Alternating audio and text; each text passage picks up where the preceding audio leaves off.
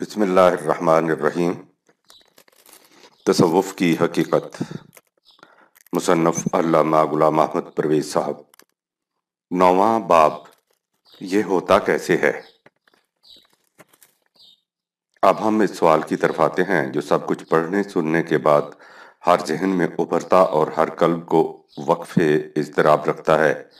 کہا یہ جاتا ہے کہ کشف و کرامات اور درود و وظائف کے متعلق جو کچھ آپ نے کہا ہے بجا اور درست، لیکن اس کے باوجود یہ امر واقعہ ہے کہ جس سے انکار نہیں کیا جا سکتا کہ ان حضرات سے اس قسم کے خارق عادات کارنامے سرزد ہوتے ہیں جن کی کوئی توجیہ سمجھ میں نہیں آتی۔ ان کا دعویٰ ہے کہ یہ سب روحانیت کی بدولت ہوتا ہے۔ آپ کہتے ہیں کہ روحانیت ایک ذہنی تصور ہے، در حقیقت اس کا کوئی وجود نہیں۔ تو پھر سوال یہ پیدا ہوتا ہے کہ اگر روحانیت اس کا موجب نہیں تو یہ ہوتا کیسے ہے؟ یہ سوال بڑا اہم ہے، اور حقیقت یہ ہے کہ اس کے اطمینان بخش جواب نہ ملنے پر تصوف کی ساری عمارت استوار ہوتی ہے۔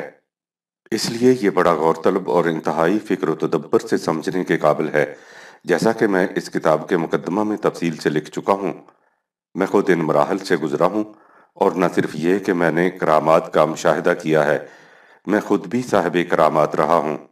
اس لیے جو کچھ میں اس باب میں عرض کروں گا اس میں علمی انکشافات کے علاوہ میرے ذاتی تجربات بھی شامل ہوں گے۔ کراماتی شعبدہ باز۔ سب سے پہلے تو یہ سمجھ لیجئے کہ پیروں فقیروں کے آستانے اکثر و بیشتر دکانداری کے مرکز ہوتے ہیں، جو نہایت سادگی اور پرکاری سے عوام کی جہالت سے فائدہ اٹھاتے ہیں۔ جس طرح دکانداری کی کامیابی کا راز ان کے مال کی پبلسٹی اور ان کے ایجنٹوں کی تراری اور فنکاری میں ہوتا ہے، اسی طرح کراماتی شعبدہ بازوں کے فروغ کا ذریعہ ان کے ایجنٹ ہوتے ہیں، جو مریدان باصفا کے لبادہ میں نہایت سادگی اور ہوشیاری سے حضرت صاحب کے کشف و کرامات کے افسانے مشہور کرتے ہیں۔ مثل مشہور ہے کہ پیران نبی پرند، مریدان پرانند، یعنی پیر خود نہیں اڑتے، ان کے مرید انہیں اڑاتے ہیں۔ اس قسم کے شعبدہ باز جو کچھ کہتے ہیں اس کا زیادہ تر انحصار قیافہ شناسی اور اتفاقات چانسز پر ہوتا ہے۔ جیسا کہ میں پہلے بھی لکھ چکا ہوں، فریب دہی کی کامیابی میں سب سے بڑا حصہ چانس کا ہوتا ہے۔ ان کی جو بات اتفاق سے درست نکلائے وہ ان کے تقدس اور بزرگی کی سند قرار پا جاتی ہے، اور اس کا شد و مد سے ڈھنڈورا پیٹا جاتا ہے۔ جو درست نہ نکلے اس کا کوئی چرچا نہیں کرتا، وہ یہ کہہ کر خاموش ہو جاتا ہے کہ میری قسمت ہی ایسی تھی۔ ان فریبکاروں سے قطع نظر کرتے ہوئے ہم ان لوگوں کی طرف آتے ہیں جن سے اس قسم کے واقعات ظہور پذیر ہوتے ہیں، اور وہ نہایت دیانتداری سے سینسیئرلی یقین رکھتے ہیں کہ یہ کچھ روحانیت کی بنا پر ہوتا ہے۔ انہی کے متعلق ہمیں دیکھنا ہوگا کہ یہ ہوتا کیسے ہے۔ یہ واقعہ ہے کہ خارجی کائنات کے متعلق بہت کچھ معلوم کر لینے کے باوجود انسان ابھی تک خود اپنے متعلق بہت کم معلوم کر سکا ہے۔ اسے نہ اس کا پوری طرح علم ہے کہ اس کے اندر کیا کیا قوتیں اور صلاحیتیں ہیں، اور نہ ہی اس کا اندازہ کہ ان قوتوں اور صلاحیتوں کی وسعتیں اور گہرائیاں کس قدر ہیں۔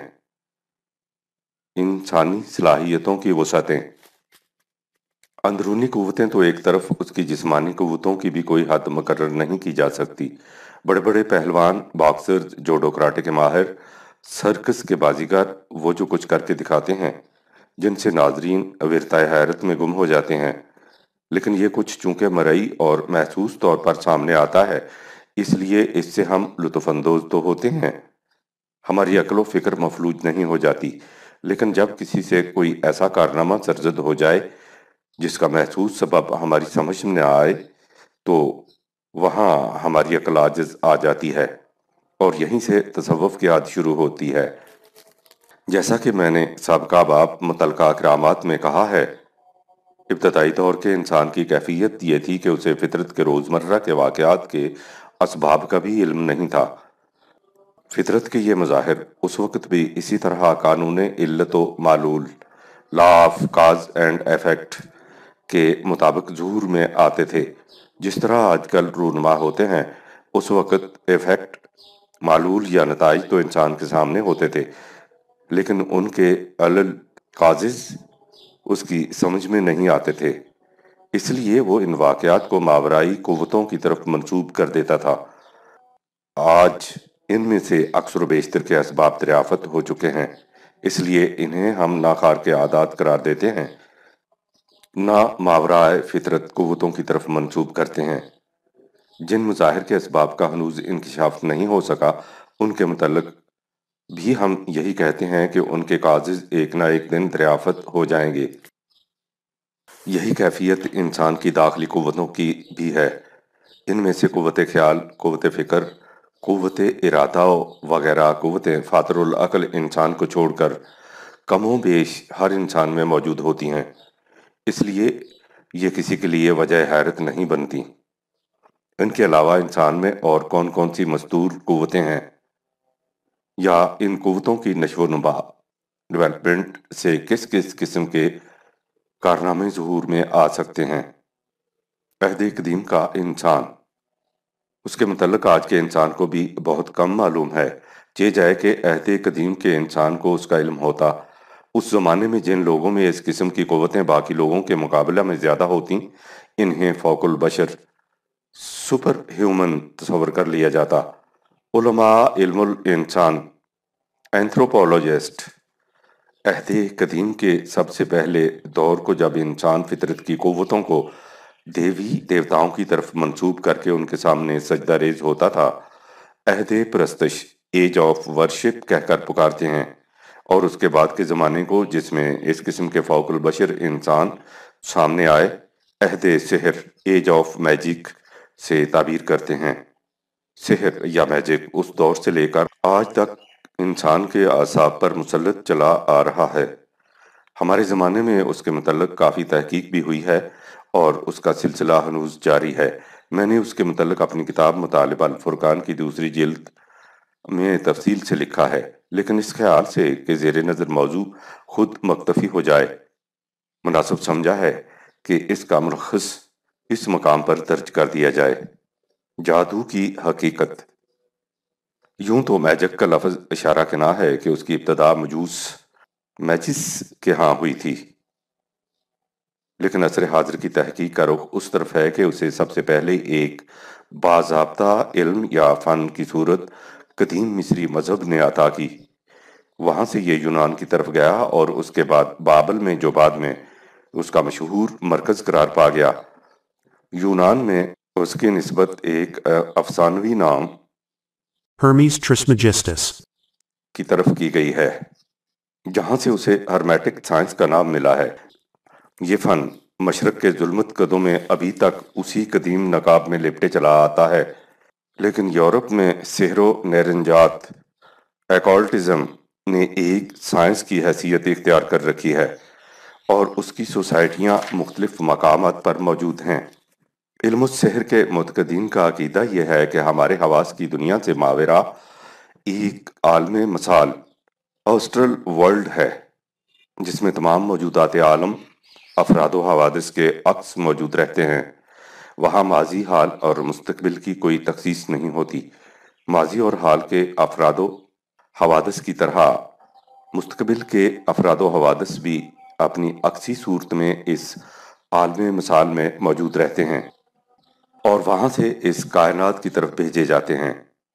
عالم مثال اور ہمارے حواس کی دنیا میں باہمی تعلق ایک آفاقی عالم، یونیورسل ایجنٹ کے ذریعے قائم ہے۔ اس کی مثال یوں سمجھیے جیسے ہمارے کرۂ ارض کے گرد ریڈیائی لہریں موجزن ہیں، اور وہ ہر کہربائی حرکت کو ایک ثانیہ میں دور سے دور مقامات پر پہنچا دیتی ہیں۔ یہی وہ عامل ہے جو ایک شخص کے خیالات کی دنیا کو دوسرے شخص کے عالم تخیل سے مربوط کیے ہوئے ہے، خواہ ان میں کتنا ہی بعد مکانی کیوں نہ ہو۔ اب کرنا صرف اتنا ہوتا ہے کہ اس عامل کو اپنا ہمنوا بنا لیا جائے۔ جو ایسا کر لے، ماضی، حال اور مستقبل کی تمام قوتیں اس کے اشاروں پر ناچیں گی، اور وہ باتیں ظہور میں آئیں گی جو کسی کی عقل و فکر میں نہ آ سکیں۔ اسی کا نام سحر، افسون، طلسم، نیرنجات ہے۔ اس عامل سے ہم آہنگی پیدا کرنے کے لیے انسان کو اپنی داخلی قوتوں کو ایک نقطہ پر مرکوز کرنا ضروری ہے، اور یہ ان ریاضتوں اور مشقتوں سے ہوتا ہے جو اس سائنس میں قدیم سے چلی آتی ہیں۔ یہ ہیں وہ مختصر بنیادیں جن پر اس فن کی ساری عمارت قائم ہے۔ عام طور پر سمجھا ہی یہی جاتا ہے کہ اس فن سے مقصود فقط شعبدہ بازی ہے، لیکن اس کے منتقدین کا عقیدہ ہے کہ شعبدہ بازی تو فقط راستے کے مناظر ہیں۔ یہ دراصل ادراک حقیقت کا ذریعہ ہے، کیونکہ ان کے نزدیک حقیقت وہی عالم مثال ہے اور اس کا ادراک اسی طریق سے ہو سکتا ہے۔ اس لیے قدیم زمانہ میں فن سحر نے ایک مذہبی حیثیت اختیار کر رکھی تھی، اور اب بھی مشرق میں اسے عام طور پر یہی حیثیت حاصل ہے۔ تصریحات بالا سے یہ حقیقت ہمارے سامنے آ گئی کہ قطع نظر اس کے کہ عالم مثال کا فی الحقیقت کوئی وجود ہے یا نہیں، اس فن کی تمام تر بنیاد اس نقطہ پر ہے کہ انسان اپنی داخلی قوتوں کو اس قدر نظم و ضبط میں لے آئے کہ اس سے اس قسم کی خلاف معمول خارقے عادات باتیں ظہور میں آنے لگ جائیں۔ اب دیکھنا یہ ہے کہ یہ داخلی قوتیں کیا ہیں جنہیں ایک نقطہ پر مرکوز کرنا ان کا مطمئن نگاہ ہوتا ہے۔ قوت ارادی۔ علماء نفسیات Psychologist. کی تحقیق ہے کہ انسان کی قوت متخیلہ یا قوت ارادی ول پاور کو مختلف طریقوں سے بڑھایا جا سکتا ہے۔ غالب قوت ارادی والا انسان اپنے سے کمزور قوت ارادی والے انسان کو اپنی قوت سے متاثر کر سکتا ہے، جس کا نتیجہ یہ ہوتا ہے کہ اس کے حواس اس کی مرضی کے تابع کام کرنے لگ جاتے ہیں۔ یعنی اس کی آنکھیں وہی کچھ دیکھتی ہیں جو یہ دکھانا چاہے، اس کے کان وہی کچھ سنتے ہیں جو یہ سنانا چاہے۔ وقص علی ھذا، انسان کے حواس اس کے ذہن کے تابع ہوتے ہیں۔ آپ نے دیکھا ہوگا کہ جب آپ کسی گہری فکر میں مستغرق ہوں تو آپ کے سامنے سے کوئی گزر جائے، آپ کو خبر تک نہیں ہوتی، حالانکہ آپ کی آنکھیں کھلی ہوتی ہیں۔ اس لیے غالب قوت والا انسان دراصل کمزور قوت والے انسان کی دماغی کیفیت کو مغلوب کر لیتا ہے، اور اس طرح اس کے حواس خود بخود اس کی قوت کے تابع کام کرنے لگ جاتے ہیں۔ اب اگر یہ چاہے کہ ایک پتھر کا ٹکڑا اسے سونا بن کر دکھائی دے تو وہ اسے سونا ہی دیکھے گا اور سونا ہی سمجھے گا، یا یہ کہ اس کا دماغ درد کا احساس نہ کرے تو وہ اس کا احساس چھوڑ دے گا۔ جیسے کلوروفارم کے اثر کے تحت دماغ سے قوت احساس معطل ہو جاتی ہے۔ یہ ہے وہ بنیاد جس پر سحر و افسوں کی محیر العقول اور نگاہ فریب عمارت استوار ہے۔ سٹینر اپنی کتاب The Way of Initiation. میں لکھتا ہے، ہر انسان میں ایسی مخفی قوتیں موجود ہیں جن کی روح سے وہ عالم بالا کا علم حاصل کر سکتا ہے۔ جب سے نوع انسانی کی ابتدا ہوئی ہے، ایسے اسکول موجود رہے ہیں جن میں وہ لوگ جن کی یہ قوتیں بلند سطح پر موجود تھیں ان لوگوں کو یہ کچھ سکھاتے تھے جو اس کی تلاش میں تھے۔ فن سحر کا بہت بڑا محقق ایلفس لیوی لکھتا ہے، جس طرح جسمانی ورزشوں کے ذریعے انسان اپنی جسمانی قوتوں کو محیر العقول درجہ تک لے جا سکتا اور قائم رکھ سکتا ہے، اسی طرح روحانی قوتوں کا حال ہے۔ کیا آپ اپنے آپ پر اور دوسروں پر حکومت کرنا چاہتے ہیں؟ اگر کرنا چاہتے ہیں تو یہ سیکھیے کہ اپنی قوت ارادی کو کس طرح استعمال میں لایا جائے۔ فن سحر کا سب سے پہلا راز یہی ہے، اور اس راز کی بنیادوں کو محکم بنانے کے لیے قدیم استادان فن نے یہ طریق اختیار کر رکھا تھا کہ اپنی خانقاہوں کے گرد ایسی ایسی نگاہ فریب اور بھیانک صورتیں پیدا کر چھوڑتے تھے کہ جو شاگرد اس فن کے سیکھنے کے لیے اس حلقہ میں داخل ہونا چاہتا اس کی قوت ارادی کا پہلے ہی امتحان ہو جاتا، اور اس کے بعد اسے ایسی مشقت آمیز ریاضتوں سے گزارا جاتا جن سے اس کی قوت محکم سے محکم تر ہوتی جاتی۔ ان بیانات کے پیش نظر ایولیان انڈرہل نے اپنی کتاب مسٹکسزم میں لکھا ہے، فن سحر کے دور حاضرہ کے استادوں کے نظریہ کی روح سے یہ فن اس سے زیادہ اور کچھ نہیں کہ قوت ارادی کو اس کی عام حدود سے آگے بڑھا دیا جائے۔ لہذا سحر کاری یہی ہے کہ ذہن کو خاص نظم و ضبط کے ماتحت لا کر قوت ارادی کو ایک نقطہ پر مرکوز کر دیا جائے۔ جب قوت ارادی میں اس قسم کا نظم و ضبط پیدا کر دیا جائے تو یہ کیا کیا کرشمے دکھا سکتی ہے۔ اس کے متعلق ایٹوائن اپنی کتاب جوائے فلسفی میں لکھتا ہے، ذرا تصور میں لائیے کہ یہ تمام کائنات اور ستاروں کا ہجوم سب کے سب چشم براہ ہیں کہ آپ انہیں کیا حکم دیتے ہیں۔ پھر تصور میں لائیے کہ آپ کو فقط ایک بٹن دبانا ہے اور اس کے بعد جو کچھ آپ کہیں گے یہ کریں گے۔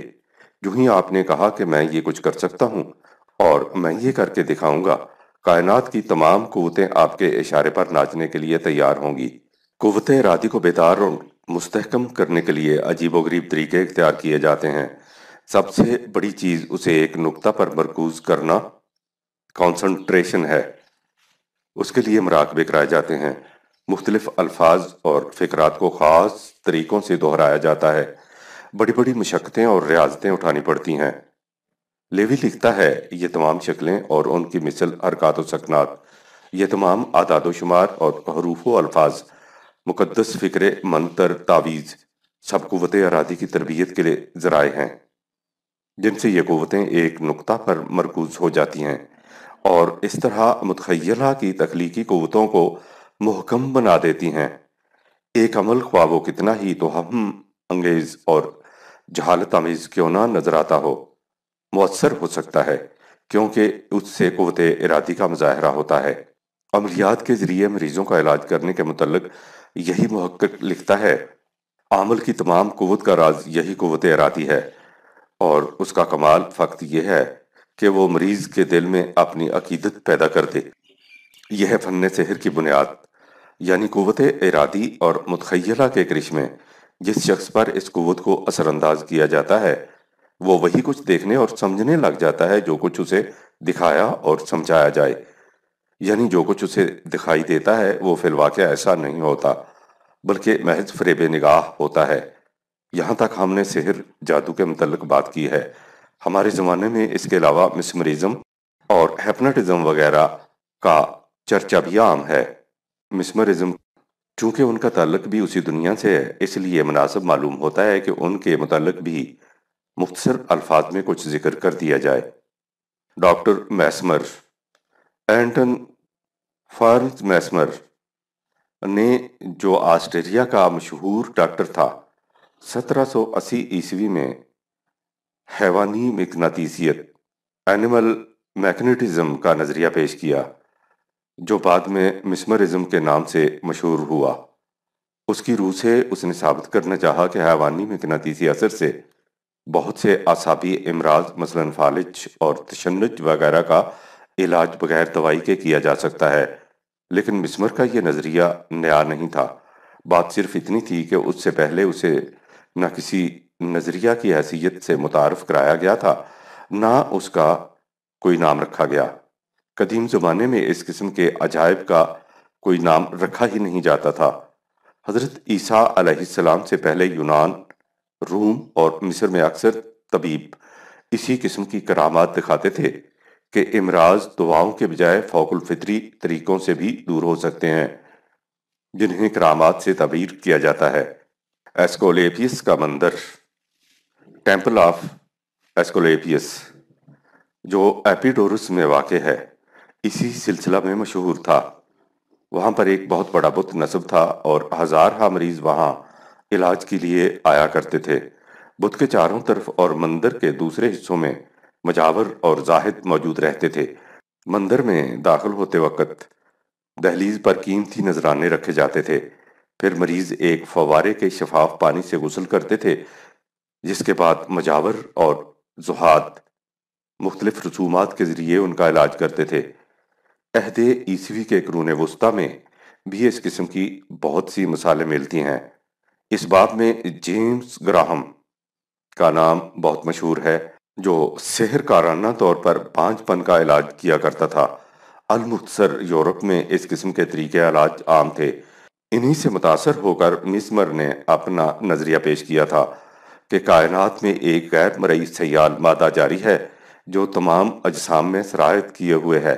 ستارے بھی اسی سیال مادہ کے ذریعے اپنا اثر ڈالتے رہتے ہیں، اور جب اس مادے کی متوازن تقسیم میں فطور پیدا ہو جاتا ہے تو مختلف امراض رونما ہونے لگتے ہیں، اور اس کا علاج یہ ہے کہ اس توازن کو دوبارہ مقناطیسی قوت کے ذریعے قائم کر دیا جائے، جو ہر جسم سے غیر مرئی طور پر مسلسل نکلتی رہتی ہے۔ मिस्मर अपने हाथों की खास नकलो हरकत से मरीज पर गफलत तारी कर दिया करता था। उसके अलावा वो एक और अजीबोगरीब तरीका भी इस्तेमाल किया करता था। उसके यहाँ एक बड़े गहरे बर्तन में बहुत सी मिकनातीसी कीलें जमा थीं और बर्तन के बाहर धात की लंबी लंबी सलाखें जुड़ी हुई थीं। मरीज उस बर्तन के चारों तरफ बैठ जाते और इन पर गफलत तारी करने के बाद उनके जहन में ये तसव्वुर जागजीन कर दिया जाता कि मिकनातीसी असर इन सलाखों से निकलकर मरीजों तक पहुंच रहा है और उससे सयाल मादे का तवाज़ुन दुरुस्त हो रहा है। उससे अक्सर औकात ज़हनी और आसाबी अमराज के मरीज अच्छे भी हो जाते। जब ये ख्यालात आम होने लगे तो उसकी तहकीक के लिए एक शाही कमेटी मुकर्रर हुई। ये लोग तहकीक व जुस्तजू के बाद इस नतीजा पर पहुंचे कि किसी मिकनातीसी असर वगैरह से फ़ायदा नहीं होता, बल्कि आमल की कुव्वत मुतखय्यला मर्ज को दफा कर देती है। हिप्नोटिज्म। हमें ना मैस्मर के नज़रिया के गलत या सही होने से बहस है और ना ही हम इस तहकीकाती कमेटी के नतीजा पर तनकीद व तबसरा करना चाहते हैं। हम कहना सिर्फ ये चाहते हैं कि इस तरह कुव्वत मुतखय्यला का नज़रिया वजूद में आया। इस नज़रिया को मानचेस्टर के एक मशहूर सर्जन जेम्स ब्रेट ने फ़रोग़ दिया और उसे मुतय्यन तौर पर हिप्नोटिज्म की इस्तिलाह से ताबीर किया। ये सन 1841 ईस्वी की बात है। उसने कहा कि कुव्वत मुतखय्यला के मुताल्लिक़ नफ्सियाती नुक्ता निगाह से तहकीक करनी चाहिए। इस ख्याल को तक़वियत देने में दो मुहक्किकीन का खासा दखल है, जिनका शुमार इल्मुन नफ्स के एसातिज़ा में होता है, यानी शारकोट और प्रोफेसर बर्नहाइम। उनसे फ्राइड खास तौर पर मुतासर हुआ। बर्नहाइम ने यह नज़रिया पेश किया कि सजेशन की कुव्वत से मामूल की कुव्वत मुतखय्यला को इतना बढ़ाया जा सकता है कि उससे गैर मामूली बातें रूनुमा होने लगती हैं, या यूं कहिए कि उससे मामूल की कुव्वत मुतखय्यला को ऐसा मुतासर किया जा सकता है कि वो कुलियतन आमल के ख्यालात के ताबे हो जाती है। मामूल वही कुछ देखता है जिसे आमिल दिखाना चाहता है, वो वही कुछ कहता है जिसे आमिल कहलवाना चाहे, वो वही कुछ करने लग जाता है जो आमिल कराना चाहे। वाज़ेह रहे कि सजेस्टन का तर्जमा आमतौर पर इमायत या इयाज किया जाता है। आमिल असर डालने वाले को कहते हैं और मामूल मरीज को। फ्राइड इन दोनों असातिज़ा से मुतासर तो हुआ, लेकिन उसकी सोच इस मुअम्मा को हल करने में डूब गई कि कुव्वत मुतखय्यला है क्या, और वो इस शिद्दत के साथ असर पजीर होकर इस किस्म की बातें करने कैसे लग जाती है। हकीकत यह है कि यह सवाल शुरू ही से लायनहल चला आ रहा है कि इंसान के अंदर वो चीज़ क्या है जो उसके ख्यालात और इरादों का सरचश्मा है। इंसानी ज़िंदगी को महज तबई ज़िंदगी, फिजिकल लाइफ करार देने वालों ने इसका सरचश्मा दिमाग को करार दिया, लेकिन मज़ीद तहकीकात ने इस नज़रिया को मुस्तरद कर दिया। उसे मुस्तरद तो कर दिया, लेकिन मुतय्यन तौर पर बताया न जा सका कि फिर ये शय है क्या। उन्होंने अपने अजज से मजबूर होकर उसके लिए माइंड की इस्तिलाह वज़ा की, लेकिन ये इस्तिलाह ऐसी मुबहम थी कि मुतय्यन तौर पर इसका कोई मफहूम समझ में नहीं आता था। इसी इबहाम का नतीजा था कि रफ्ता रफ्ता उसका ताल्लुक भी इंसानी दिमाग या आसाब से मुंसलिक कर दिया गया। मसलन अंग्रेजी ज़ुबान में माइंड का एडजेक्टिव यानी इसमें सिफ्त मेंटल वज़ा किया गया और उसका मफहूम दिमाग लिया गया।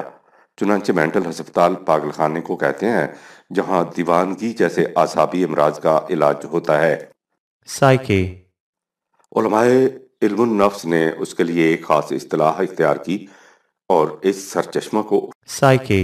कहकर पुकारा। हमारे यहाँ उसका तर्जमा नफ्स किया जाता है और उससे मुतल्लिक इल्म को साइकोलॉजी, नफ्सियात या इल्मुन नफ्स से ताबीर किया जाता है। वाज़ेह रहे कि इस बात को ये हजरात भी बता नहीं सके कि नफ्स दर हकीकत है क्या, बस एक नाम है जिसे बगर्ज़ तारुफ उन्होंने इख्तियार कर लिया है, फ्राइड। फ्राइड का नाम आते ही निगाह का रुख एक और तरफ मुड़ जाता है। इसे हमारे ज़माने में इल्मुन नफ्स, साइकोलॉजी या कम अज़ कम तहलील नफ्सी Psychoanalysis. का इमाम तस्वर किया जाता है। उसके बाद नज़रियों से इख्तलाफ के बावजूद इस हकीकत के तस्लीम किए बगैर चारा नहीं کہ اس نے نفس انسانی کے متعلق ایک ایسا نظریہ پیش کیا ہے جس نے علم النفس کی دنیا میں انقلاب پیدا کر دیا ہے۔ اس کا نظریہ یہ ہے کہ انسانی نفس کی دو نوعیتیں، کیفیتیں یا سطحیں ہیں، ایک نفس شعوری conscious, اور دوسرا نفس غیر شعوری۔ unconscious, نفسیات کی دنیا میں نفس غیر شعوری کو بڑی اہمیت حاصل ہے۔ فرائڈ کی تحقیق یہ ہے کہ انسان پر جو حادثات گزرتے ہیں، جن واقعات سے وہ دوچار ہوتا ہے، حتیٰ کہ جو خیالات اس کے ذہن سے ابھرتے ہیں اور جو خواہشات اس کے دل میں بیدار ہوتی ہیں، کچھ وقت تک وہ اس کے حافظہ یعنی شعوری نفس میں موجود رہتی ہیں، اس کے بعد رفتہ رفتہ عام الفاظ میں بھول جاتی ہیں۔ لیکن یہ در حقیقت بھولتی نہیں، بلکہ نفس غیر شعوری کی گہرائی میں جاگزیں ہو جاتی ہیں۔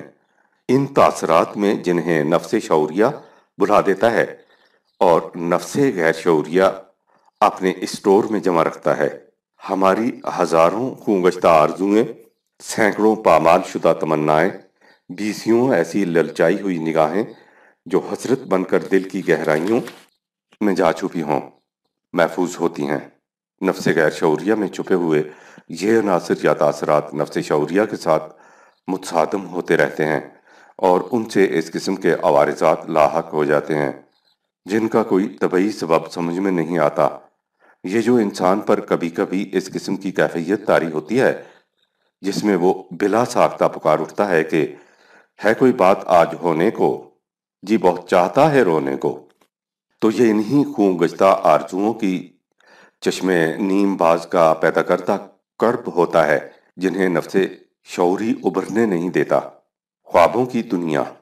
فرائڈ کا کہنا ہے کہ جب ہم سوتے ہیں اور نفس شعوریہ کی کار فرمائی معطل ہو جاتی ہے تو یہ خوابیدہ حضرتیں جاگ اٹھتی ہیں اور خواب کی شکل میں خیالات کے پردہ سیمی پر نمودار ہو جاتی ہیں، لیکن نہایت بے ربطی اور عدم ترتیب کے عالم میں، اسی طرح جیسے سینما کے کسی فلم کو کاٹ کر ٹکڑے ٹکڑے کر دیا جائے اور ان ٹکڑوں کو گڈمڈ کر دیا جائے۔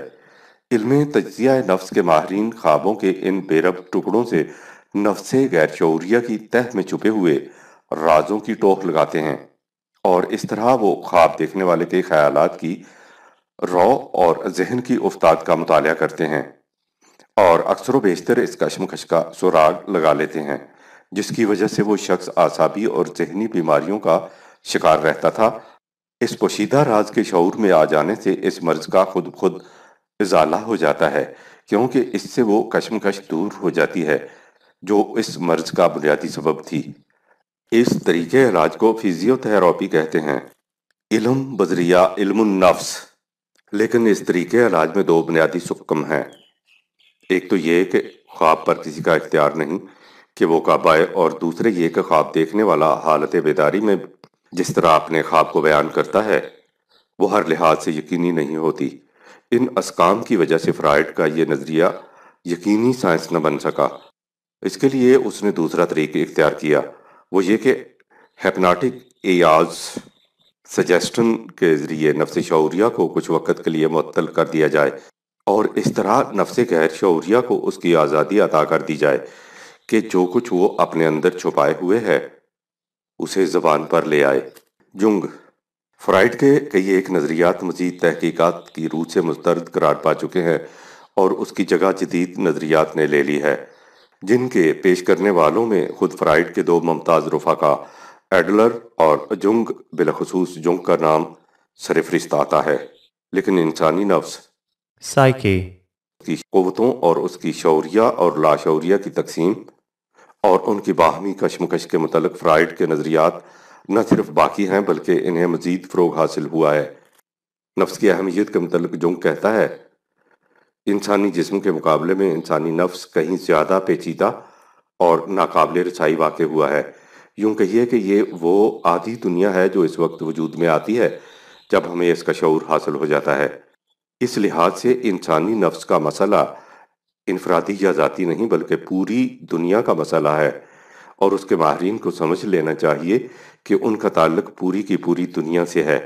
آج ایک ایسی حقیقت ہمارے سامنے واضح طور پر آ رہی ہے جو اس سے پہلے کبھی سامنے نہیں آئی تھی، اور وہ یہ کہ وہ خطرہ جس سے آج سارا عالم انسانیت لرزہ براندام ہے، وہ فطرت کا پیدا کردہ نہیں بلکہ خود انسان کا پیدا کرتا ہے، یعنی انسان کے انفرادی اور اجتماعی نفس کا۔ نفس انسانی کی گمراہی ہی حقیقی خطرہ ہے۔ ہر بات کا انحصار اس پر ہے کہ ہمارا نفس صحیح کام کر رہا ہے۔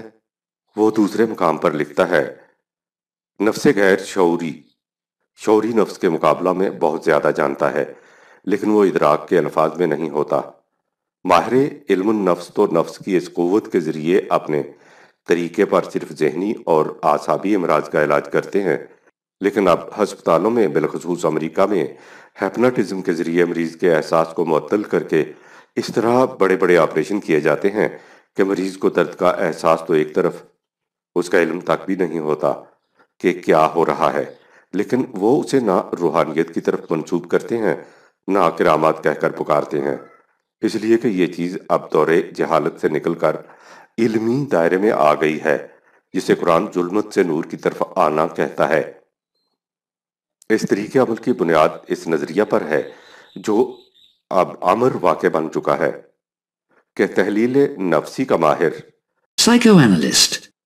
جب اپنے معمول پر اثر انداز ہوتا ہے تو معمول کا شعور معطل ہو جاتا ہے، اس کے بعد وہ دیکھتا ہے تو عامل کی آنکھ سے، سنتا ہے تو عامل کے کانوں سے، سوچتا ہے تو عامل کے دماغ سے۔ عامل اگر کہے کہ وہ دیکھو تمہارے سامنے فلاں شخص کھڑا ہے تو معمول کو وہ شخص سچ مچ کھڑا نظر آ جائے گا۔ اس کے برعکس اگر وہ کسی موجود شے کے متعلق کہے کہ وہ موجود نہیں تو وہ معمول کی نظروں سے غائب ہو جاتی ہے۔ ایسا سچ مچ نہیں ہوتا، معمول محسوس کر رہا ہوتا ہے کہ ایسا ہے۔ بالفاظ دیگر عامل معمول کے جملہ حواس کو اپنے تابع کر لیتا ہے۔ تعجب یہ کہ یہ کچھ اس وقت تک کے لیے ہی نہیں ہوتا جب تک معمول کا شعور معطل رہے۔ اگر شعور کے معطل ہونے کے دوران عامل اس سے کہے کہ تم نے اٹھ کر اتنے بجے فلاں کام کرنا ہے تو وہ عین اس وقت ٹھیک وہی کچھ کر دے گا، حالانکہ اس وقت اس کا شعور ٹھیک ٹھیک کام کر رہا ہوگا۔ ولیم جیمز کے الفاظ میں، جس معمول پر ہیپناٹزم کا عمل کیا جائے، تم اسے کہو کہ نیند سے بیدار ہونے کے بعد تم فلاں کام کرنا، نیند سے بیدار ہونے کے بعد ٹھیک اسی وقت وہ اس کام کو کر دے گا، خواہ وہ کیسا ہی کیوں نہ ہو۔ ایسا کرنے میں اسے یہ قطعاً یاد نہیں ہوگا کہ اسے ایسا کرنے کے لیے کہا گیا تھا۔ اس سے اگر پوچھا جائے کہ تم نے یہ کام کیوں کیا ہے تو وہ اس کے لیے بذمِ خواہش وجوہات بیان کرے گا۔ اگر نیند کی حالت میں اسے کہا جائے کہ اٹھنے کے بعد تم فلاں چیز دیکھنا اور فلاں بات سننا، تو وہ ٹھیک اس وقت حالت بیداری میں وہ چیز دیکھے گا اور وہ بات سنے گا۔ The varieties of religious experience, page 229-30۔ William James نے اس قسم کے تجربات قریب 80 سال پہلے ریکارڈ کیے تھے۔ اسی 80 سال کے عرصہ میں ہیپناٹزم اور تحلیل نفسی کہیں کی کہیں جا پہنچی ہے۔ ان موضوعات پر یورپ اور امریکہ سے اس کثرت اور سرعت سے لٹریچر شائع ہو رہا ہے کہ مطالعاتی راستہ پر اس کے ہم قدم چلنا بہت دشوار ہے۔ میں اس وقت صرف 2 کتابوں کا ذکر کرنا چاہتا ہوں جو ہمارے پیش نظر موضوع پر بڑی اہم معلومات پیش کرتی ہیں۔ 2 اہم کتابیں۔ پہلی کتاب کا نام ہے سپر نیچر، جس کا مؤلف ہے لائل واٹسن۔ مؤلف اس کتاب کے تعارف میں لکھتا ہے، عام طور پر فوق الفطرت کی تعریف یہ کی جاتی ہے کہ اسے فطرت کی ان قوتوں کی روح سے ایکسپلین نہیں کیا جا سکتا جو اب تک معلوم ہو سکی ہیں، لیکن فوق الفطرت حدود نا آشنا ہے۔ عام طور پر ہم وہی کچھ دیکھ سکتے ہیں جس کے دیکھنے کی ہمیں توقع ہوتی ہے۔ ہمارا محدود تجربہ ہمارے کائناتی منظر کے راستے میں روک بن کر کھڑا ہو جاتا ہے۔ حقیقت یہ ہے کہ جسے فوق الفطرت کہا جاتا ہے وہ فطرت ہی ہوتا ہے۔ وہ اس انتظار میں ہوتا ہے کہ اس سے کب پردہ اٹھے۔ اس کے نزدیک فطرت اور فوق الفطرت میں تمیز اور تفریق ہماری کوتاہ نگاہی کی پیدا کرتا ہے۔ کائنات میں کچھ بھی فوق الفطرت نہیں۔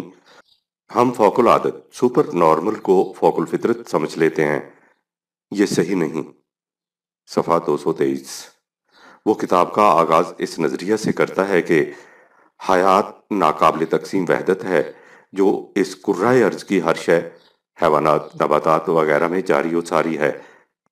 زمان، ٹائم نے اسے لاکھوں حصوں میں تقسیم کر دیا ہے، لیکن ان میں سے ہر حصہ جو اپنے کل کا لا ینفک حصہ ہے۔ گلاب کا پھول ہے، لیکن وہ اندلیب بھی ہے اور خرگوش بھی۔ ہم سب نفس واحدہ کی تخلیق ہیں۔ یہ اس کتاب کا آغاز ہے اور اس کا خاتمہ اس فکرے پر ہوتا ہے کہ کائناتی نظام میں مادہ، مائنڈ اور سحر سب ایک ہی ہیں۔ غالب کے الفاظ میں، وہی ایک بات ہے جو یہاں نفس وہاں نکہت گل ہے، چمن کا جلوہ باعث ہے میری رنگین نوائی کا۔ اسی حقیقت کو اقبال نے ان الفاظ میں بیان کیا ہے کہ لہو خورشید کا ٹپکے اگر ذرے کا دل چیرے۔ واٹسن نے اسی نظریہ وحدت حیات پر اپنی ساری تحقیق کی عمارت استوار کی ہے اور سائنٹیفک انداز سے ثابت کیا ہے کہ جن عناصر یا حوادث کو ہم عام طور پر فوق الفطرت کہتے ہیں وہ فطرت ہی کے کرشمے ہوتے ہیں۔ انسانی زندگی میں وہ اسے مائنڈ کی سحرکاریوں سے تعبیر کرتا ہے۔ جیسا کہ پہلے لکھا جا چکا ہے، سائنٹیفک تحقیق ابھی تک یہ متعین نہیں کر سکی کہ مائنڈ ہے کیا۔ یہی وجہ ہے کہ اس لفظ کا مرادف ہماری زبان میں نہیں ملتا۔ یہ نہ قلب ہے نہ دماغ۔ قرآن کریم نے اس کے لیے نفس کی اصطلاح استعمال کی ہے۔ ہم بھی بامر مجبوری اسی اصطلاح کو استعمال کرتے ہیں، اگرچہ قرآنی نفس مغربی تصور کے مائنڈ سے مختلف اور متمیز ہے۔ مائنڈ کے متعلق واٹسن لکھتا ہے، جسے مادہ، میٹر کہا جاتا ہے، وہ بھی توانائی، انرجی ہی کی ایک شکل ہے۔ زندہ مادہ توانائی کی اس منظم شکل کا نام ہے جو اپنی غیر مستحکم حیات کو قائم رکھتی ہے۔ دماغ زندہ مادہ کی اس شکل کا نام ہے جو اس تنظیم میں ربط پیدا کرتا ہے۔ یہاں تک تو بات صاف ہے، لیکن اس کے بعد زندگی کے ارتقاء کی وہ منزل سامنے آتی ہے جسے ان سادہ سے میکانکی الفاظ میں سمجھانا ناممکن ہے۔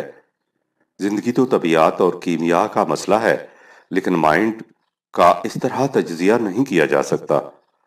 یہ توانائی سے یکسر الگ ہے اور اس کا محتاج نہیں۔ مائنڈ کا ہم معائنہ نہیں کر سکتے، اسے ہم صرف محسوس کر سکتے ہیں۔ طبیعت کا عالم کہربائی بجلی کے تلاطم کی اس لہر کو دیکھتا ہے جو زندہ دماغ کو اپنی لپیٹ میں لے لیتی ہے، اور وہ اسے مائنڈ کی ایک علامت قرار دیتا ہے۔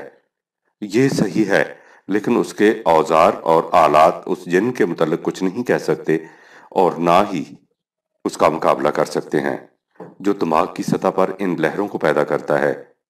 ایتھولوجسٹ عالم اخلاقیات انسانی کردار کی مختلف نمونوں کا مطالعہ کرتا ہے اور ان میں وہ مائنڈ کی کار فرمائیاں دیکھتا ہے۔ وہ انسانی کردار میں تبدیلیاں بھی پیدا کر سکتا ہے جنہیں مائنڈ میں تبدیلیوں کا مظہر سمجھا جا سکتا ہے، لیکن یہ کچھ اسے اصلی مسئلہ کے قریب نہیں لے جا سکتا۔ حقیقت یہ ہے کہ شعور یا باخبری کا ذمہ دار مائنڈ ہے۔ یہ ہے مائنڈ کے متعلق عصر حاضر کے سائنسدانوں کی تحقیق۔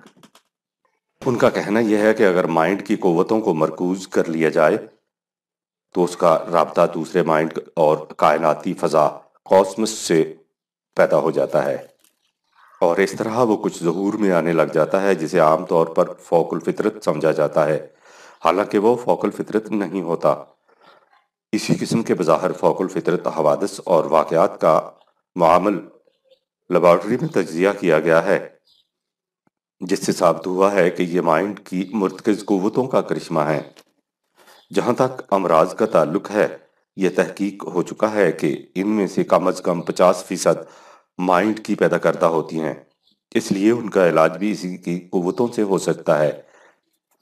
مائنڈ کی قوتوں کو منضبط کرنے کا طریق یہ بتایا گیا ہے کہ انسان اپنی توجہات کو ایک نقطہ پر اس طرح مرکوز کرے کہ اس کے دل میں کوئی خیال تک بھی نہ گزرے۔ بدھوں کے ذہن اور ہندوؤں کے یوگ کی مشقیں یہی کچھ کراتی ہیں۔ ذہن کے نصاب کا پہلا سبق یہ ہے کہ خیال کو اس طرح مرتکز کرو کہ کسی چیز کا خیال تک دل میں نہ گزرے۔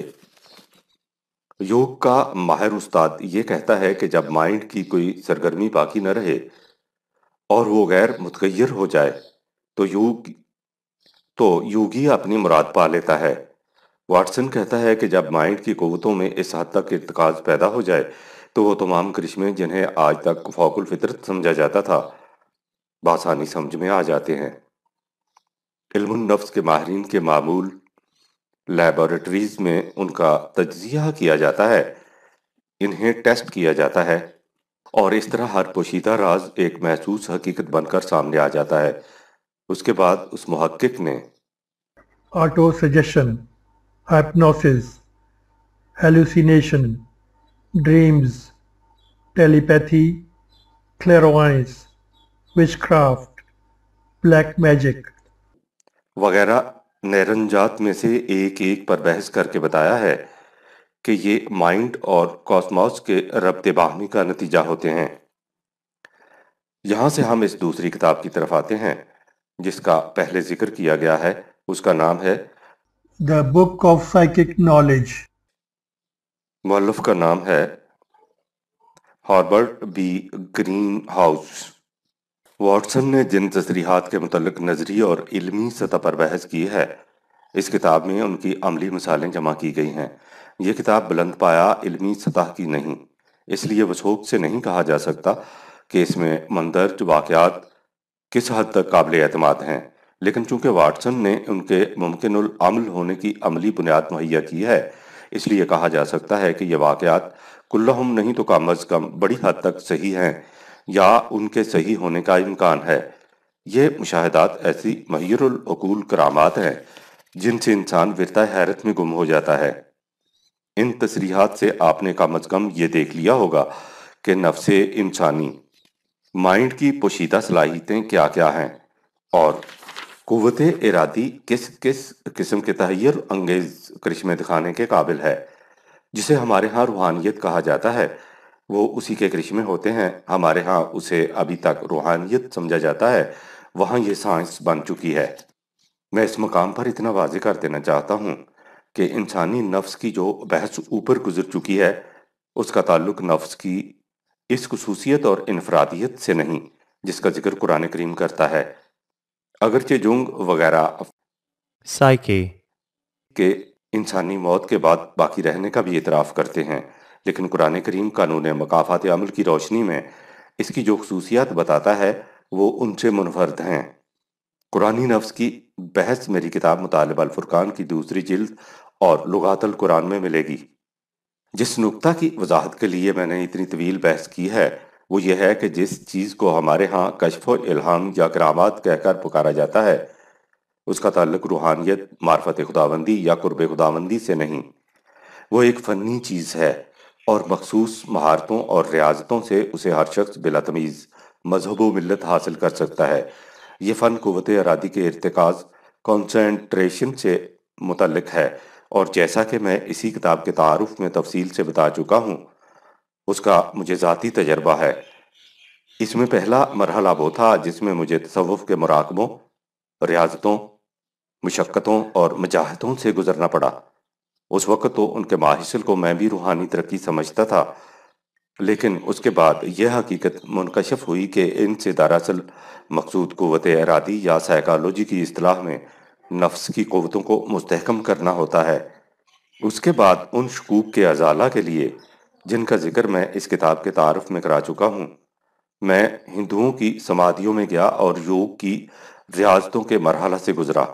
ان کا طریقہ کار بڑا ناتراشیدہ، کند، جانکاہ اور مشقت طلب ہی نہیں، اذیت رساں اور کرب انگیز ہوتا ہے۔ یہی وجہ ہے کہ ان مراحل سے گزرنے والا کسی اور کام کے قابل نہیں رہتا۔ چنانچہ ان کے ہاں یوگی یا سنیاسی ہوتا ہی وہ ہے جو دنیا تیاگ کر جنگلوں اور غاروں میں جا بسے۔ ترک دنیا اور ترک لذائذ تو ہمارے سلوک کے مراحل کی بھی شرط ہے، لیکن اس میں ہندوؤں، بدھوں اور عیسائی راہبوں کی سی شدت نہیں برتی جاتی۔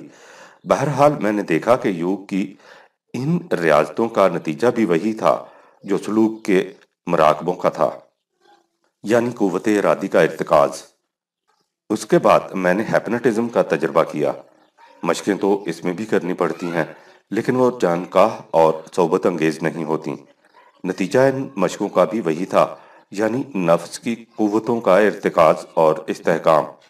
جس کے زور پر دوسروں کے شعور کو متاثر بلکہ معطل کیا جاتا ہے، اور اس کے بعد معمول کی حالت یہ ہو جاتی ہے کہ اسے جو کچھ محسوس کرانا چاہیں وہ وہی کچھ محسوس کرتا ہے۔ آپ یہ معلوم کر کے شاید حیران ہوں کہ جس طرح تصوف میں پیر کے مریدوں اور جوگی کے چیلوں سے پہلے خود پیروں اور جوگیوں کو ان مراحل سے گزرنا پڑتا ہے، اسی طرح علم النفس کی روح سے علاج کرنے والوں کو بھی پہلے خود اپنے آپ پر یہی کیفیات وارد کرنی پڑتی ہیں اور اسی قسم کے منازل سے گزرنا پڑتا ہے۔ ان سے ان کی اصطلاح میں ٹریننگ انالیسس کہا جاتا ہے۔ اس باب میں جنگ لکھتا ہے، نفسیاتی معالج کے لیے جس طرح مریض کا جاننا ضروری ہے، اسی طرح پہلے خود اپنی معرفت بھی ضروری ہے۔ اس بنا پر اس طریقے علاج کی بنیادی شرط تجزیہ خواہش ہے۔ بالفاظ دیگر مریض کا علاج خود ڈاکٹر سے شروع ہوتا ہے۔ ڈاکٹر مریض سے اپنی بات اسی صورت میں منوا سکے گا جب اسے خود اپنی ذات اور اس کے مسائل کی معرفت حاصل ہوگی۔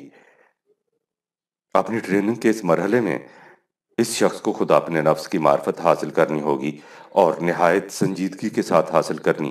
اس کے لیے چند نظریات کا سمجھ لینا کافی نہیں ہوگا، اس کے لیے خود گری نہایت ضروری ہے اور یہ چیز میکانیکی طور پر نہیں کی جا سکتی۔ آپ نے غور کیا کہ یہ وہی مراحل ہیں جنہیں ہم سلوک کی منازل کہتے ہیں، اور جیسا کہ میں پہلے کہہ چکا ہوں، ان منازل کو مسلم اور غیر مسلم یکساں طور پر طے بھی کر سکتے ہیں اور ان کے نتائج حاصل بھی کر سکتے ہیں۔ انہی نتائج کو ہمارے ہاں کشف و کرامات سے تعبیر کیا جاتا ہے۔ مرزا غلام احمد کا اعتراف۔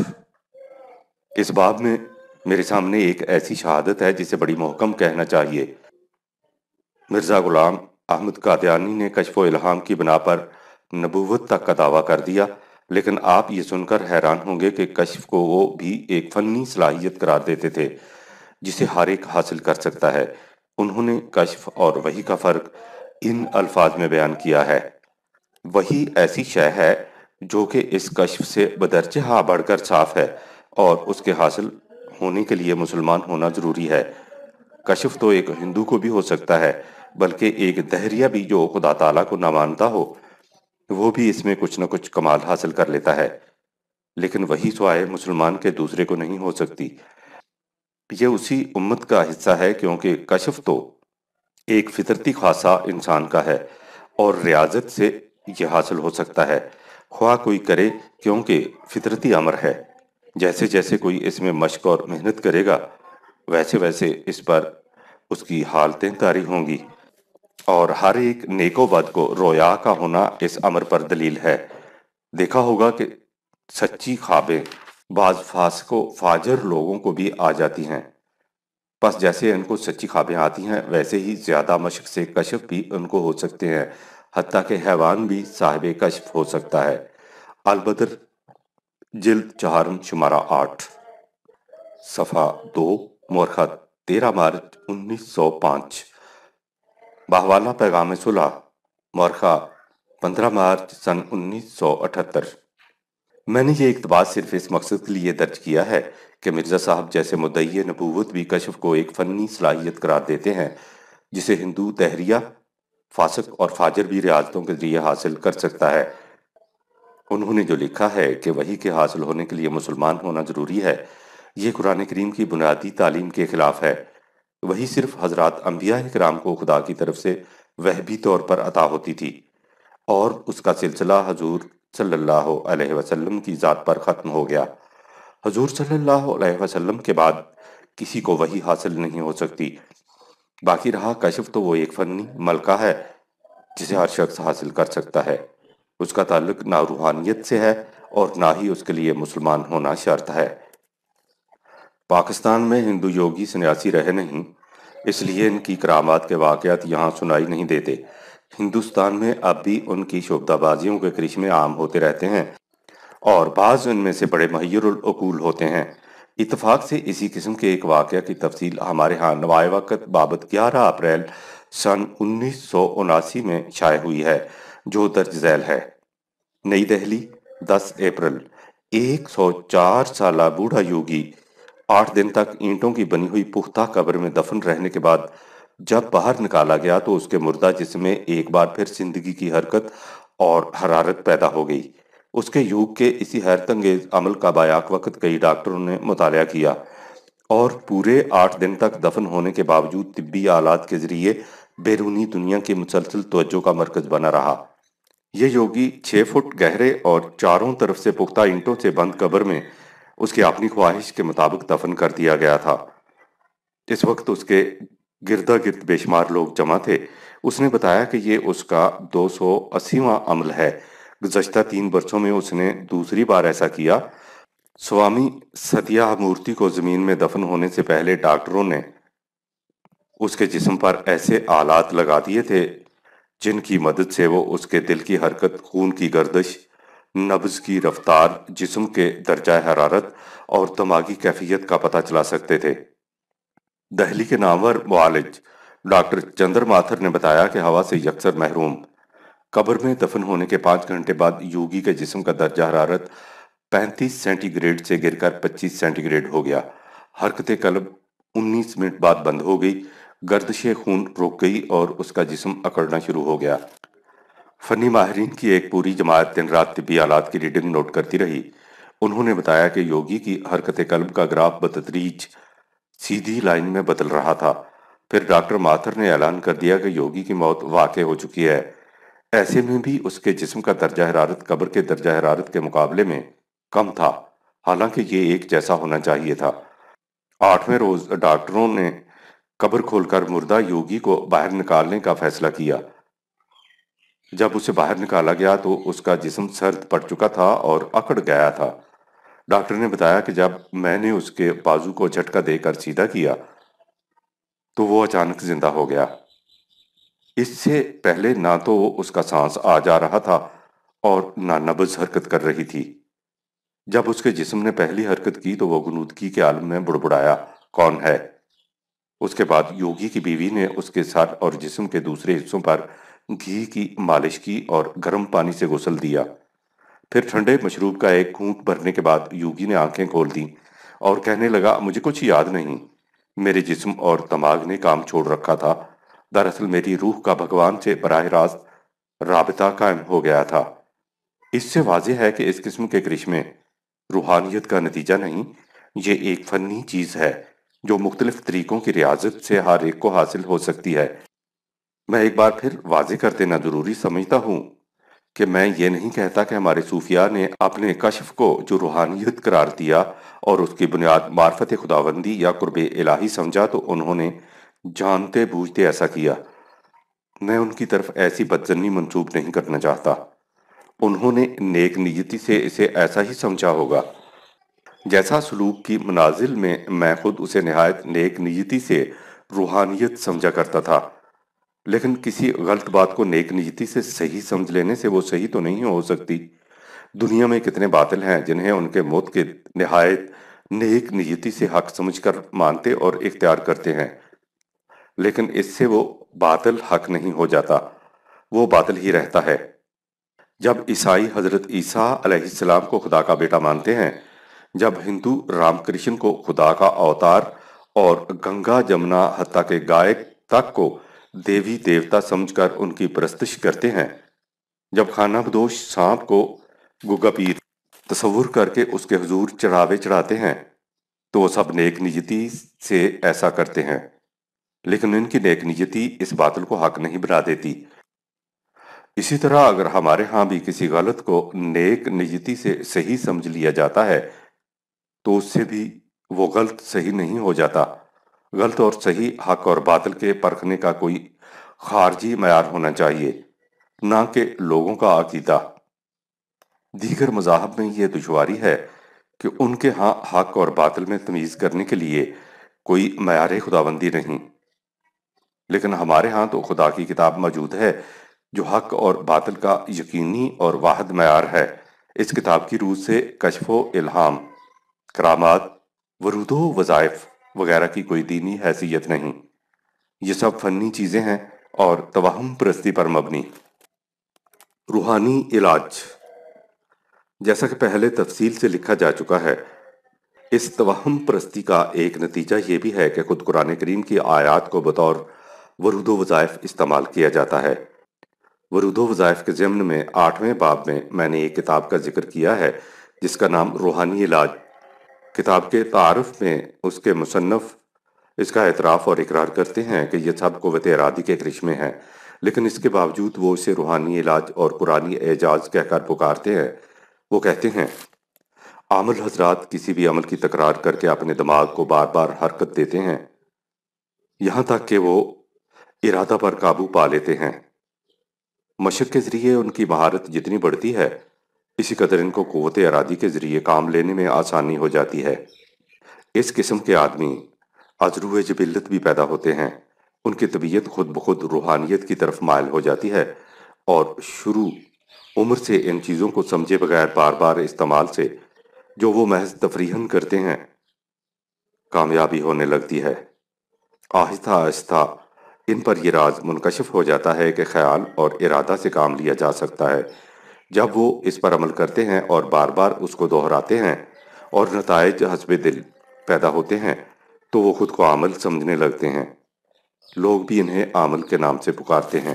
آپ دیکھیے کہ اس میں صاف اور سیدھے الفاظ میں کہا گیا ہے کہ یہ صرف قوت ارادی کے کرشمے ہیں، لیکن اس کے ساتھ خام خواہ روحانیت کا تکمہ لگا دیا گیا ہے، اور یہی وہ نہایت لطیف پردہ ہے جس سے عوام دھوکہ کھا جاتے ہیں۔ محفل اقبال کا ایک واقعہ۔ اس سلسلہ میں ایک ایسا واقعہ دیکھیے جس کے اوپر روحانیت کا پردہ نہیں لٹکایا گیا اور کھلے بندوں کہا گیا ہے کہ یہ سب قوت ارادی کے کرشمے ہیں۔ چونکہ یہ واقعہ علامہ اقبال کی محفل میں پیش آیا تھا اس لیے یہ اور بھی زیادہ دلچسپ ہو گیا ہے۔ اس واقعہ کے راوی ہیں ڈاکٹر قیس مینائی اور یہ واقعہ ان کی آپ بیتی ہے۔ وہ علامہ تاجور نجیب آبادی مرحوم کے ہم وطن اور دوست تھے۔ ان کے متعلق چرچا تھا کہ انہیں روحانیات میں بڑا درک حاصل ہے۔ یہ بات شدہ علامہ اقبال کے کانوں تک پہنچی اور انہوں نے ڈاکٹر صاحب سے ملنے کی خواہش ظاہر کی۔ اس کے بعد کیا ہوا اسے خود ان کے ڈاکٹر مینائی کے الفاظ میں سنیے۔ ان کی یہ رویداد ابتداً مجلہ حمایت اسلام لاہور کی 26 جنوری سن 1973 کی اشاعت میں شائع ہوئی تھی۔ یہ سن 1935 کی بات ہے۔ مینائی صاحب نے کہا ہے ایک روز ڈاکٹر اقبال کا ایک پیغام پہنچا کہ جلد پہنچیے۔ ڈرائیور غالباً ڈاکٹر صاحب موصوف ہی کا تھا۔ میں بعد نماز مغرب کوٹھی پہنچا تو 10-11 حضرات تشریف فرما تھے۔ علامہ تاجور نجیب آبادی بھی موجود تھے۔ علیک سلیک کے بعد فرمایا کہ مجھے معلوم ہوا ہے کہ آپ کو روحانیات سے بھی شغف ہے۔ اس کے بعد ایک صاحب سے تعارف کرایا گیا اور کہا کہ یہ صاحب لندن سے تشریف لائے ہیں اور ان کا بیان ہے کہ ایک شخص کی جائیداد کا ایک اہم کاغذ گم ہو گیا۔ 6 ماہ کی تلاش بسیار کے باوجود جب نہ ملا تو ایک عالم روحانیات سے رجوع کیا گیا تو اس نے کسی روح کو بلا کر دریافت کیا اور معلوم ہوا کہ وہ کاغذ تمہارے گھر میں بڑے بکس کے نیچے فرش پر پڑا ہے۔ چنانچہ وہ اسی جگہ سے مل گیا۔ اس پر آپ کے وطن کے یہ نوجوان کہنے لگے کہ ڈاکٹر قیس مینائی ہمارے وطن نجیب آباد کے ہیں۔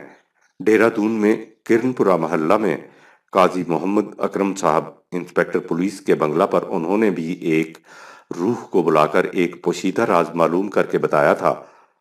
اس پر علامہ تاجور صاحب نے فرمایا کہ قیس مینائی تو ہمارے ہم وطن اور ہم محلہ ہیں، مجھے تو ان کے اس علم کا علم نہیں، اور وہ آج کل ڈاکٹر مسعود قریشی ہومیوپیتھ کے بالکل قریب میڈیکل پریکٹس کرتے ہیں۔ اسی لیے آپ کو تکلیف دی گئی ہے کہ اس کے متعلق کچھ معلومات حاصل ہو سکیں۔ اس کے بعد ڈاکٹر مینائی صاحب نے لکھا ہے خاکسار نے دل میں سوچا کہ اگر ابھی صاف کہہ دوں کہ یہ سب ڈھکوسلا بازی ہے، کوئی روح وغیرہ نہیں آتی تو تفریح کیا ہوئی۔ میں نے عرض کیا کہ آخر روح کو بلا کر آپ کیا حاصل کرنا چاہتے ہیں؟ فرمایا کہ مولانا تاجور کو نیند نہ آنے کا مرض لاحق ہے، کسی بڑے طبیب کی روح کو بلوا کر کوئی نسخہ معلوم کریں۔ میں نے عرض کیا کہ آپ فرمائیں تو خاندان شریفی کے کسی طبیب مثلاً محمود خان دہلوی کی روح کو بلا دوں؟ فرمایا کہ مناسب ہے۔ روح کا کرشمہ۔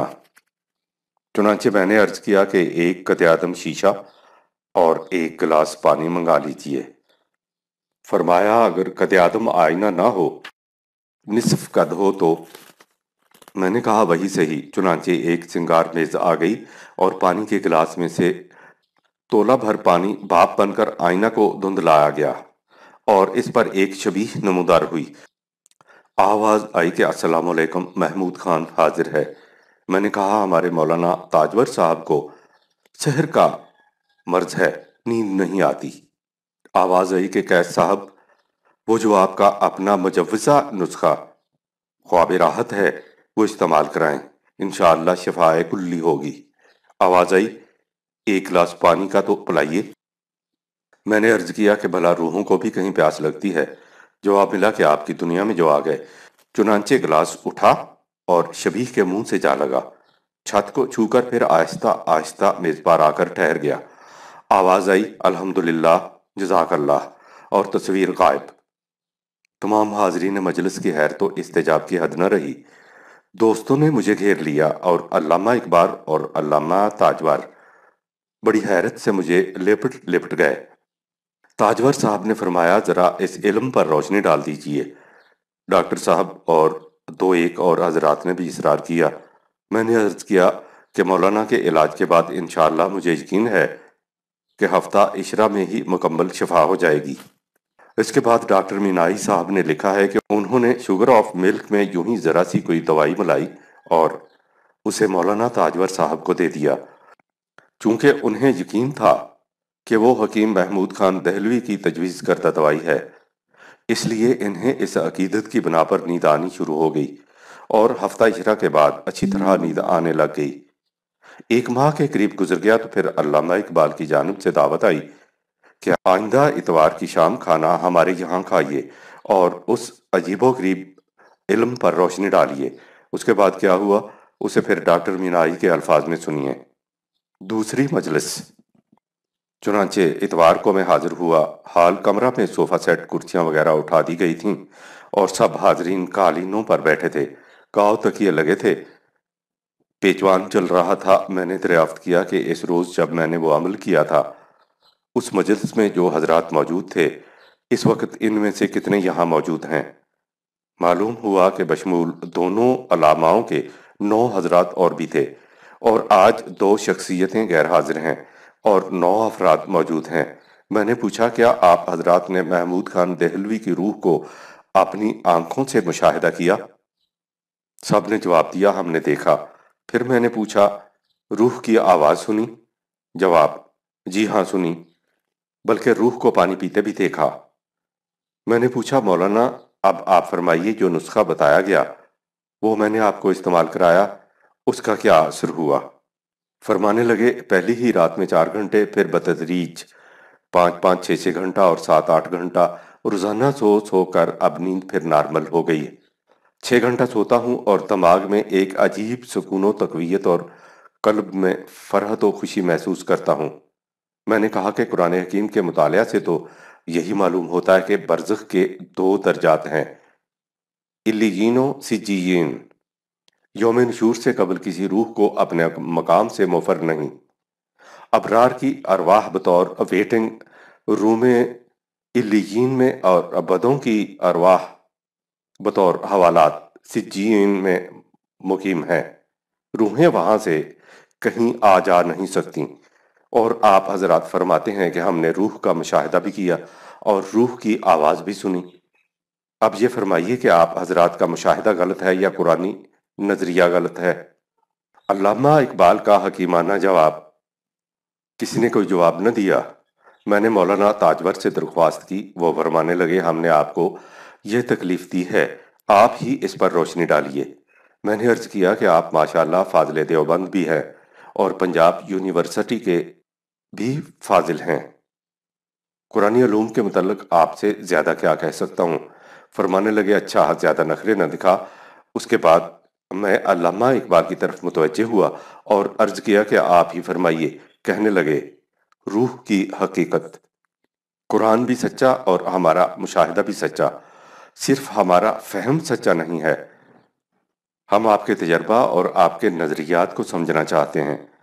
میں نے عرض کیا کہ قرآن ہی سچا ہے اور آپ کا مشاہدہ غلط اور سراسر ایک فریب نظر تھا، ہیں کواکب کچھ نظر آتے ہیں کچھ۔ دیتے ہیں دھوکہ یہ بازی گر کھلا۔ وہ کسی کی روح نہ تھی، میرے ذہن میں میرے استاد حکیم سید مبشر علی صاحب کا جو تصور تھا وہ میں نے علم توجہ کے اثر سے آئینہ پر بھاپ سے دھندلا کر کے آپ حضرات کو دکھایا، اور وہ آواز میری اپنی آواز تھی۔ آپ نے دیکھا ہوگا کہ میں اپنے منہ پر ہاتھ رکھ لیتا تھا اور میری آنکھوں سے باریک سی شعائیں نکل رہی تھیں، شاید کسی نے مشاہدہ کی ہوں۔ ایک نوجوان دوست اور علامہ اقبال نے میری آنکھوں سے باریک شعاؤں کے نکلتے دیکھنے کو تسلیم کیا۔ میں نے کہا، شعائیں جو مقناطیسی اور ایٹمی قوتیں ہیں، یہ سب انہی کا کرشمہ تھا، نہ کوئی روح تھی اور نہ روح آ سکتی ہے۔ اس کے بعد ڈاکٹر مینائی صاحب نے لکھا ہے کہ ایک عمر رسیدہ بزرگ نے فرمایا کہ روحیں نہ صحیح جن تو آتے جاتے ہیں اور ان کا سایہ انسانوں بالخصوص عورتوں پر پڑتا ہے۔ اس پر مینائی صاحب نے اس کی وضاحت کی کہ یہ جن بھی کوئی خارجی مخلوق نہیں، خارجی دنیا اور خود انسان کے اندر چھپی ہوئی قوتیں ہی ہیں جو بعض اوقات مختلف اعصابی بیماریوں مثلا ہسٹیریا وغیرہ کی شکل میں نمودار ہوتی ہیں، اور عامل حضرات محض اپنی قوت ارادی سے وہ کرشمے دکھاتے ہیں جس کا ایک نمونہ آپ نے یہاں بھی دیکھا تھا۔ اس کے بعد کی کہانی پھر ڈاکٹر مینائی صاحب کی زبانی سنیے۔ فرماتے ہیں، اگر یہ مختصر سی تقریر ختم ہوئی تو بعض ہزار مجلس نے اصرار کیا کہ اس وقت ہم سب تو موجود نہیں تھے، کچھ ہمیں بھی مشاہدہ کرا دیجئے۔ ایک صاحب نے اپنی جیب سے دھوپ کی اینک نکالی کہ اس کو آپ ذرا بلند کر دیں۔ ایک صاحب نے اپنی انگوٹھی میز پر رکھ دی۔ میں نے کہا کہ ایک قلم بھی لائیے۔ چنانچہ ایک فاؤنٹین پین بھی میز پر آ گیا۔ اینک اٹھی اور ان حضرت کی آنکھ پر جا لگی۔ پھر انگوٹھی حرکت میں آئی اور پین کی طرف چلی۔ پین چند قدم استقبال کے لیے انگوٹھی کو ریسیو کرنے آیا۔ پین انگوٹھی میں سے گزر کر میری طرف بڑھا اور میری شعاع نظر نے قلم کو سرفرازی بخشی اور قلم نے سر اٹھا کر حاضرین کو سلام کیا اور چاروں طرف رقص کرنے لگا۔ حاضرین نے تالیوں سے قلم کے رقص کی داد دی اور قلم پرواز کر کے میرے ہاتھ پر تھا۔ یہ سب ڈاکٹر صاحب کی قوت ارادی کے کرشمے تھے۔ یہ ان کی دیانت اور صاف گوئی تھی کہ انہوں نے اسے روحانیت کے مقدس لباس میں لپیٹ کر پیش نہ کیا۔ اس کے بعد ڈاکٹر صاحب نے لکھا ہے، سن 1965 میں خاکسار کو ٹائیفائیڈ ہوا جس سے اعصاب معاف ہو گئے اور اس کے بعد موتیا بند شروع ہو گیا۔ اس لیے تارے نظر میں وہ قوت نہ رہی، مگر اب بھی تولہ دو تولہ وزنی اشیاء کو متحرک کر لیتا ہوں، جبکہ پہلے پاؤنڈ دو پاؤنڈ وزنی اشیاء نگاہ کے ایک ادنا سے اشارہ پر رقصاں ہو جاتی تھیں۔ اللہ بس باقی حوث۔ باہوالا ماہنامہ رفتار زمانہ، لاہور، بابت مارچ سن 1973 عیسوی۔ یعنی ڈاکٹر صاحب کی قوت توجہ سے لوگوں کو وہ اشیاء حرکت کرتی معلوم ہوتی تھیں۔ آخر میں ایک اور بنیادی نکتہ کی وضاحت بھی ضروری ہے۔ نام نہاد روحانیت کے عامل ہوں یا ہیپناٹزم اور تحلیل نفسی کے ماہر، ان سب کی اثر اندازی کی بنیادی شرط یہ ہے کہ معمول یا مریض کے دل میں ان کی عقیدت موجود ہو۔ جس شخص کے دل میں ان کی عقیدت نہ ہو، وہ جتنا جی چاہے زور لگا کر دیکھ لیں، اس پر ان کے عمل کا کوئی اثر نہیں ہوگا۔ پنجابی زبان کی ایک مثل مشہور ہے کہ پیر ماندیاں نوں کھاندا ہے، یعنی پیر اسی شخص کا استحصال کر سکتا ہے جو اسے پیر مانتا ہو۔ یہ اس شخص کو پیر مانتا ہے جو انسان کے دل میں اس کی ہیبت طاری کر دیتی ہے۔ اس سے اس کے اعصاب کمزور ہو جاتے ہیں، اور اس کی یہی کمزوری ہے جس سے پیر فائدہ اٹھاتا ہے۔ اگر اس کے متعلق پہلے سے یہ عقیدت دل میں نہ ہو تو وہ عام انسانوں جیسا انسان بن جاتا ہے، اور اس کے آستانے اور درگاہیں سنگ و خشت کی عمارتوں سے زیادہ کچھ حیثیت نہیں رکھتی۔ یہی وہ عقیدت ہے جسے علامہ اقبال نے اس زندہ حقیقت کے طور پر بیان کیا ہے کہ محکوم کو پیروں کی کرامات کا سودا ہے، بندہ آزاد خود ایک زندہ کرامات۔ جس کے دل سے انسان کا خوف نکل جائے، خواہ وہ سیاست اور حکومت کا خوف ہو اور خواہ عقیدت مندی کی پیدا کردہ ہیبت، اس میں ایسی قوتیں بیدار ہو جاتی ہیں جن کا دوسرے تو ایک طرف وہ خود بھی اس سے پہلے تصور نہیں کر سکتا تھا۔ اقبال ہی کے الفاظ میں، کوئی اندازہ کر سکتا ہے اس کے زور بازو کا، نگاہ مرد مومن سے بدل جاتی ہیں تقدیریں۔ قرآن کریم اسی قسم کے مردان مومن پیدا کرنا چاہتا ہے، وہ مردان مومن جن کی بنیادی خصوصیت یہ ہے کہ لا خوف علیہم ولا ہم یحزنون، خوف اور حزن ان کے پاس تک نہیں پٹکتے۔ میں نے جو کچھ سابقہ صفحات میں لکھا ہے اسے سالہ سال سے مختلف انداز سے قوم کے سامنے پیش کرتا چلا آ رہا ہوں۔ بائی ہمہ اکثر احباب کی طرف سے ایک سوال پوچھا جاتا ہے جو بڑی اہمیت رکھتا ہے۔ وہ کہتے ہیں کہ یہ سب کچھ صحیح، لیکن قرآن کریم میں اولیاء اللہ کا ذکر آیا ہے، آپ اس سے کیسے انکار کر سکتے ہیں؟ یہ صحیح ہے کہ قرآن مجید میں اولیاء اللہ کا ذکر آیا ہے، لیکن اس سے قرآن کا مفہوم کیا ہے اس کا سمجھ لینا ضروری ہے۔ اس کے لیے اگلا باب ملاحظہ فرمائیے۔